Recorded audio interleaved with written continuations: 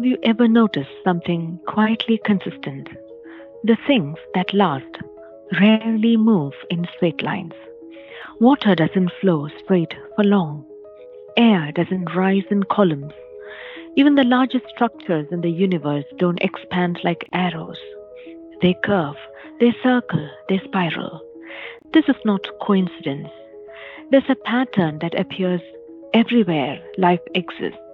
It's a pattern life returns to again and again, not as a symbol, not as a metaphor, but as a functional way energy moves when it wants to stay alive. That pattern is the helix. Nature rarely chooses straight lines. Look closely at living systems. At the smallest scale of biology, life stores its instructions in a double helix. DNA stores life's code in a double helix, not a straight ladder, not a flat loop. Two strands moving in opposite directions, twisting around a shared center. At the larger scale, galaxies arrange themselves the same way, spiral arms rotating around a still core. Between these extremes, the same movement appears.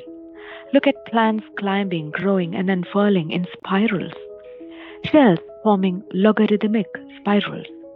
Wind becomes cyclones, not linear streams of storm. Water forms vortices instead of straight streams. Life seems to prefer circulation over direction. This is not aesthetic preference, it's energetic efficiency. Straight lines exhaust energy. Spirals circulate it. Straight movements, as I said before, creates friction. In physical and biological systems, linear flow tends to collide, fragment, dissipate. Helical flow, especially paired counter-rotation, tends to stabilize movement, reduce turbulence, maintain coherence, allow continuous circulation with less loss. So in simple terms, energy lasts longer when it's allowed to move in spirals. This is not about creating energy. It's about preventing unnecessary loss. Spirals don't rush forward. They reuse their own momentum. This is one reason nature relies on them so heavily. There is so much to learn from nature, isn't it? Now, ancient Indian scientists described energy in the human system through three primary channels. Ida, which is cooling, receptive, and lunar in nature. Pingala, which is warming, active, and solar in nature.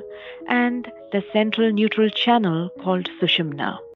The key detail often missed is that Ida and Pingala do not run straight. They spiral around the central channel, Sushumna Nadi. They cross, they weave and balance, forming a living double helix. Energy was never meant to be forced upward. It was meant to rise naturally when these two currents were balanced. And that's what we call the rising of Kundalini energy.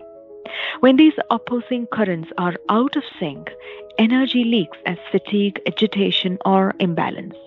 When they are harmonized, energy rises naturally without force.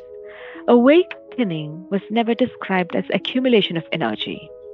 It was described as alignment in ancient Indian texts. Let's now go to Egyptian memory of their twin serpents. Across ancient cultures, a striking image appears. Two serpents twisting in opposite directions, winding around a central staff and meeting near the top. This was not decoration, this was instruction.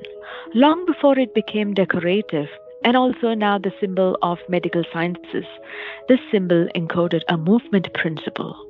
Life force renews itself when polar energies spiral in balance. The wings at the top were not decoration either. They represented lift, the natural elevation of consciousness when energy is no longer wasted in conflict. You can observe this without ancient texts. Water that flows in curves oxygenates better than water forced straight. Circular breathing that moves softly feels calming. Breath that's pushed feels stressful. The spine feels healthier with gentle spirals and rotations than with rigid stillness. Even attention works this way. When your focus is forced and narrow, it tires quickly. When it's allowed to soften, widen, and return, it sustains itself. Ecosystems thrive when flows loop, not when they are forced straight. Life favors returning paths and not dead ends. What does regenerative really means? Now, regeneration does not mean producing energy from nothing.